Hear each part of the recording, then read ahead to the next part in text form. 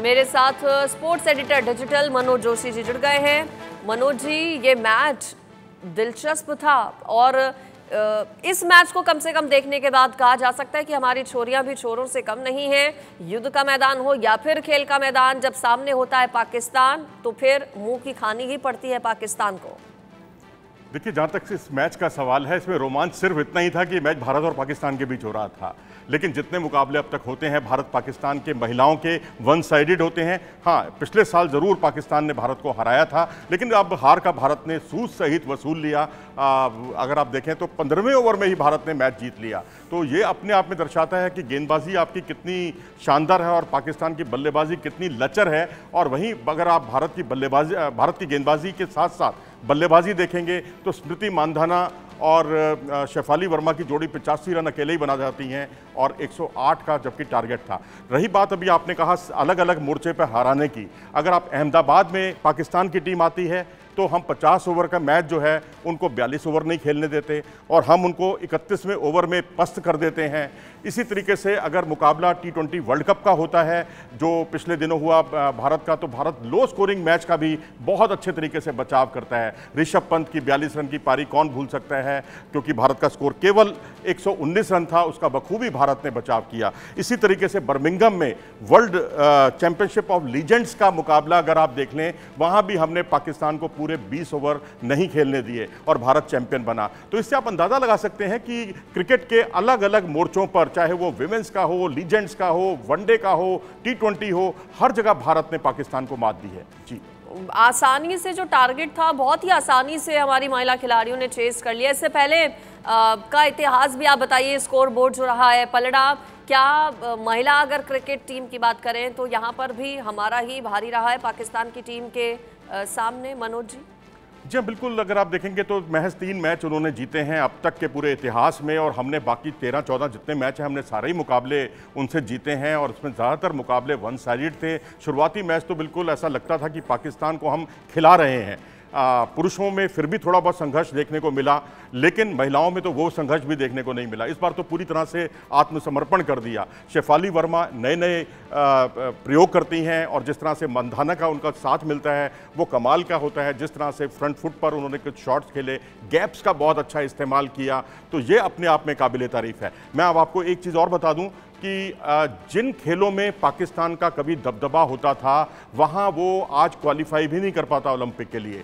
Hockey की बात करें, हॉकी में 2024 में अभी कुछ दिन के बाद ही पेरिस ओलंपिक होने वाले हैं। वहाँ ओलंपिक में भारत जहाँ अपने कांस्य पदक को आगे उसका रंग बदलने के लिए जाएगा, लेकिन पाकिस्तान वहाँ पहुँचा ही नहीं है, क्वालिफाई नहीं कर पाया। उससे पिछला ओलंपिक देखें, वहाँ भी क्वालिफाई नहीं कर पाया, और उससे पिछला ओलंपिक देखें 2016 का रियो का, वहाँ भी वो क्वालिफाई नहीं कर पाया। तो आप, जबकि पाकिस्तान को बहुत गुमान था अपनी हॉकी पर, जानशेर खान, जहांगीर खान जैसे स्क्वैश के विश्व प्रसिद्ध खिलाड़ी पाकिस्तान ने दिए। आज एशियन गेम्स में भी उनको भारत से कहीं वो नीचे रहते हैं। हम एशियन गेम्स में 5वें नंबर पर रहते हैं, हमें 28 गोल्ड सहित 107 पदक हासिल होते हैं। पाकिस्तान को एक भी गोल्ड मेडल हासिल नहीं होता, और तो और भारत जो उनको सिर्फ 1 सिल्वर और 2 ब्राउन से संतोष करना पड़ता है। ओलंपिक में तो उनका पूरा दल ही पिछली बार खाली हाथ लौटा था, जबकि भारत ने 1 स्वर्ण सहित 7 पदक हासिल किए। तो मैं तो कहूँगा ये सिलसिला और आगे बढ़ते जाना चाहिए, लेकिन हमारा ये कहने का उद्देश्य पाकिस्तान को कतई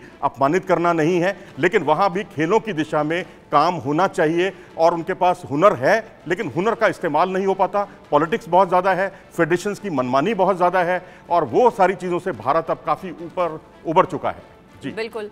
मनोज जी, चूंकि शुरुआत ही बेहतरीन हुई है पाकिस्तान के सामने, ये प्रदर्शन बेहतरीन रहा, एक तरफा पूरी तरह से मैच रहा है। अब अगला मुकाबला एशिया कप में महिला खिलाड़ियों का UAE के साथ होने वाला है।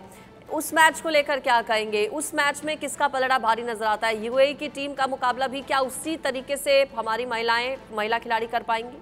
देखिए, अब तक जितने भी एशिया कप के मुकाबले हुए हैं उनमें एक 2018 को छोड़ दीजिए आप, सारे एशिया कप भारत ने जीते हैं महिलाओं में। महिलाओं का पूर्ण वर्चस्व है, पूरी तरह से वर्चस्व है इस खेल में, महिला क्रिकेट का जहाँ तक सवाल है एशियन लेवल पर।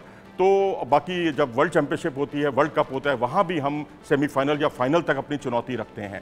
तो अब यूएई वगैरह तो बिल्कुल ही वहाँ क्रिकेट जो है खासकर महिलाओं के लेवल पर वो भाग ले रही हैं, यही अपने आप में स्वागत योग्य है, इसी का हम उनका अभिनंदन करते हैं। लेकिन जीत हार का तो आप छोड़ ही दीजिए, क्योंकि कहीं मुकाबला जीत हार का वहाँ सोचा जाता है जहाँ मुकाबला बराबरी का हो। यहाँ बिल्कुल जिसे कहते हैं शेर और मेमने की लड़ाई है। लेकिन बस यही है कि हम उनका भी स्वागत करते हैं कि जितनी भी महिलाएं आएँ, क्योंकि आप परिवेश देखें ना, भारत और पाकिस्तान का परिवेश एक जैसा है। यहाँ महिलाओं का राष्ट्रीय टीम में आना, अंतर्राष्ट्रीय प्रतियोगिताओं में शिरकत करना, वही अपने आप में काबिले तारीफ है। तो इस मामले में हिंदुस्तान पाकिस्तान दोनों की हम तारीफ करेंगे, लेकिन भारत की इसलिए कि भारत ने अपेक्षित परिणाम दिए हैं, जैसी उम्मीद थी उससे कहीं ज़्यादा अच्छा करके दिखाया है। तो यूएई कहीं आसपास भी नहीं है। अच्छा, शेफाली वर्मा, स्मृति मंधाना, आपने इन खिलाड़ियों का नाम लिया। आप क्या पूरे, चूंकि एशिया कप का इतिहास भी आप बता रहे हैं कि महिला खिलाड़ियों का अच्छा रहा है, इस बार क्या जो पूरा दारोमदार है वो इन्हीं खिलाड़ियों पर है, या फिर टीम वर्क जैसा कि हम मेल खिलाड़ियों में देखते आए हैं हमारे, उसी तरह का नजर आएगा? तो परफॉर्मेंस और रिजल्ट्स जो हैं वो बेहतर होंगे। और कौन कौन से खिलाड़ियों से एक्सपेक्टेशंस ज़्यादा, मनोज जी? देखिए, पूजा वस्त्रकर एक अच्छी मध्यम गति की तेज गेंदबाज, रेणुका ठाकुर बहुत ही बेहतरीन तेज गेंदबाज, हालांकि थोड़ा सा बीच में उनका थोड़ा पैची वो रहा, जिसमें वो उतार चढ़ाव उनमें देखा गया।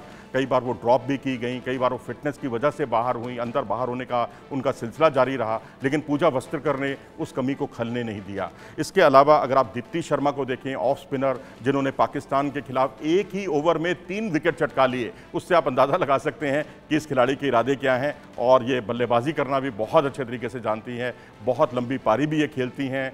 तो अब भारत टेस्ट हो, वनडे हो, T20 हो, तीनों में बहुत ही बेहतरीन प्रदर्शन रहा है। खास तौर पर मैं नाम लेना चाहूँगा स्मृति मांधाना का, जिनका इस समय विश्व क्रिकेट में दबदबा है पूरी तरह से। साउथ अफ्रीका के खिलाफ आप मुकाबले को देखें तो वहाँ अगर आप टेस्ट देखते हैं या इंग्लैंड के खिलाफ सीरीज़ को देखते हैं, तो इन दोनों सीरीज़ को मिला के उन्होंने जो है वनडे में 2 सेंचुरी और एक 90 का स्कोर बनाया है, और टेस्ट में 1 सेंचुरी बनाई है। ये लगातार कंसिस्टेंटली उनका परफॉर्मेंस है। तो मैं तो समझता हूं कि भारत का अगर एक भी प्लेयर जम जाए तो वो पूरी टीम पर, अपोनेंट टीम पर भारी पड़ता है, जहां तक महिलाओं का सवाल है। जी चलिए, बहुत शुक्रिया मनोज जी आपका इस पर जुड़ने के लिए।